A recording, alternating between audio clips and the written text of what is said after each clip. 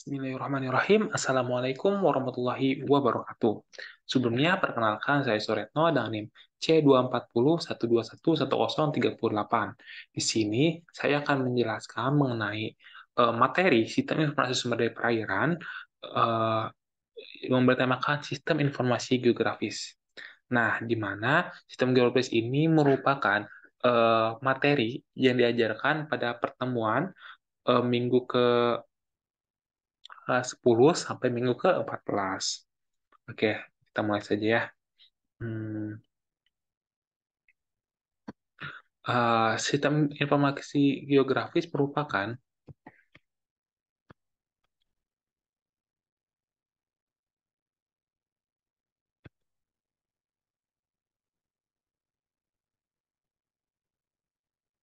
nah, sistem informasi geografis menurut Arnov merupakan suatu sistem di mana eh, bentar,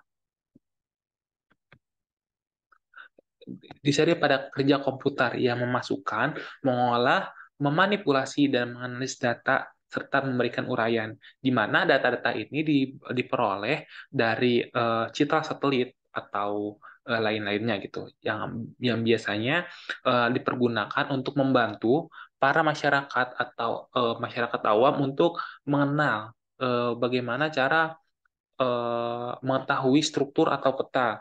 Peta ini biasanya bisa berisi 3 dimensi atau 2 dimensi. Nah, kemudian,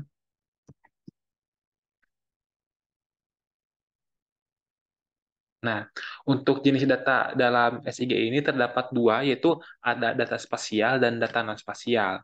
Nah, untuk data spasial ini dibedakan menjadi data vektor dan data raster. Data vektor merupakan data yang biasanya berbentuk vektor atau bulat-bulat kecil, sedangkan raster itu berbentuk kotak-kotak. Kemudian sumber data spasial ini ada 4, yaitu peta analog, data sistem pengindaran jauh, data hasil pengukuran lapang, dan data dari GPS atau Global Position System.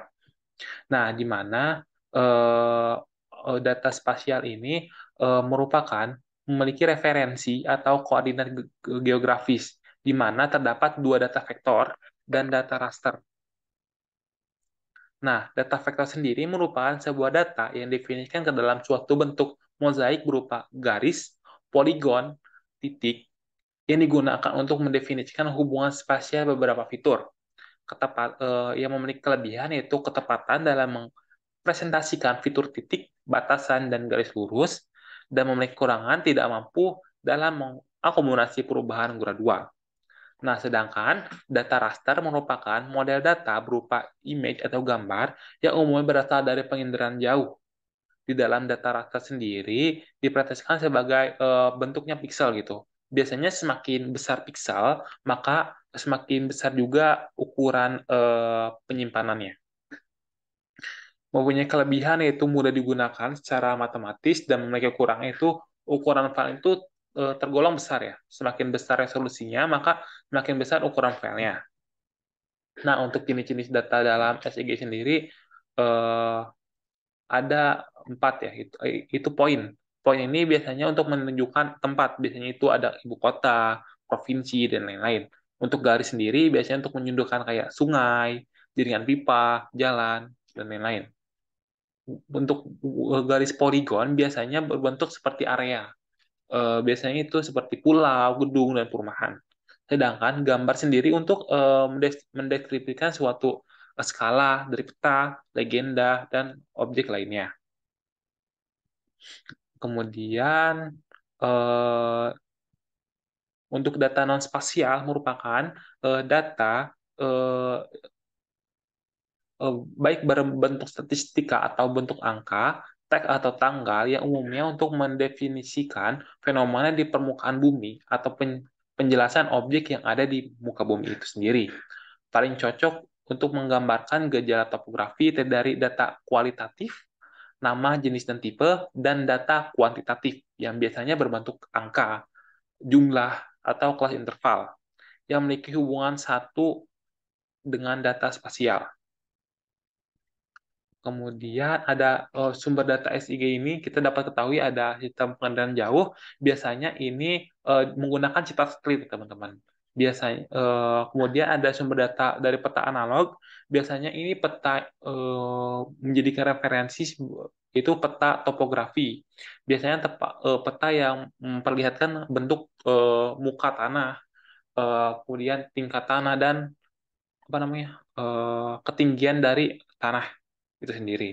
Kemudian sumber data dari GPS. Biasanya sumber data ini yang paling banyak digunakan karena apa? Karena paling mudah untuk didapatkannya. Kemudian kepemilikannya itu bersihkan open source. Jadi bisa digunakan oleh semua orang.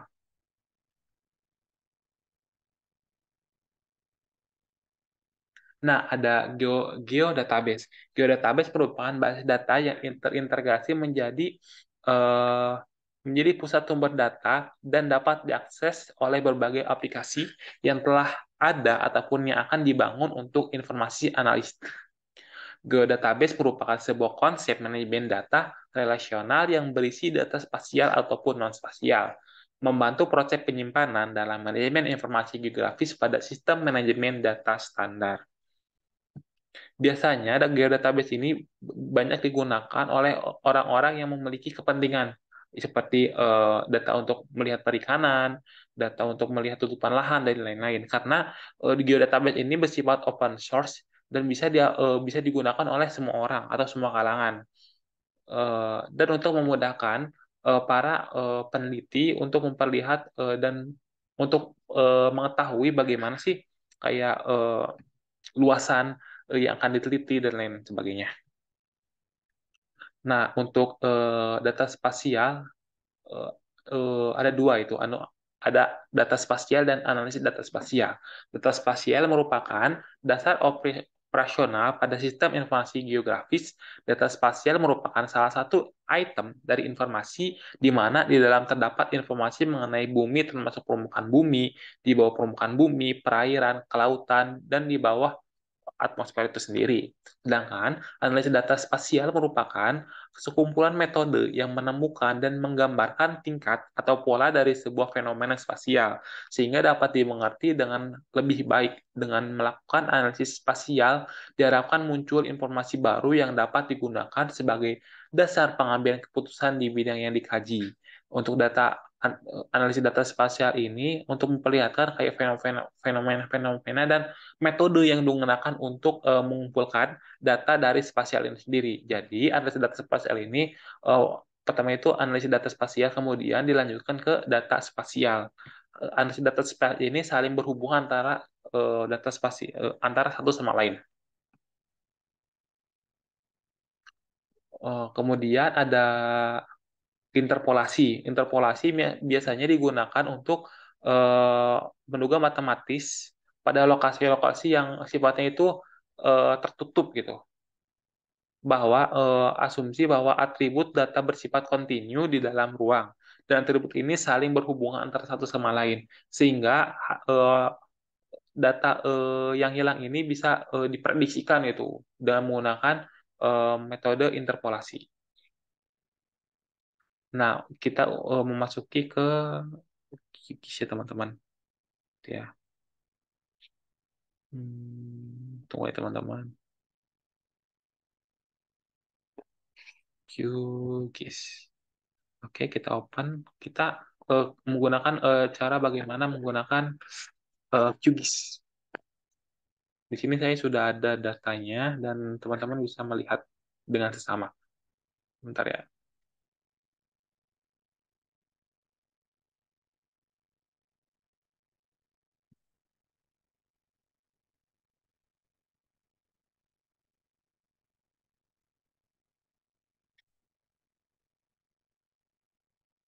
Nah, di sini teman-teman bisa lihat ada titik. Nah, di sini kita pencet aja ya titik ini. Keep in player.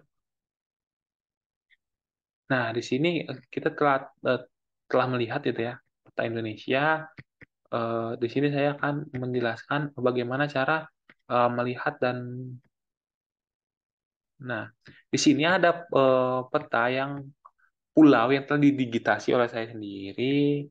Nah, kita bisa lihat di sini kita mendigitasi pulau.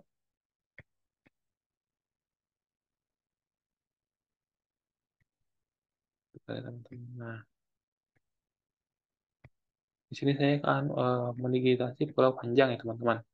Nah, di sini terdapat di paling selatan ujung dari Kepulauan Seribu itu sendiri. Nah, di bagian titik-titik ini merupakan titik penelitian atau titik sampel di mana kita tuh dapat mengambil sampel di titik ini. Kemudian untuk warna daratan ini berwarna hijau ya teman-teman. Kemudian ada juga jalan.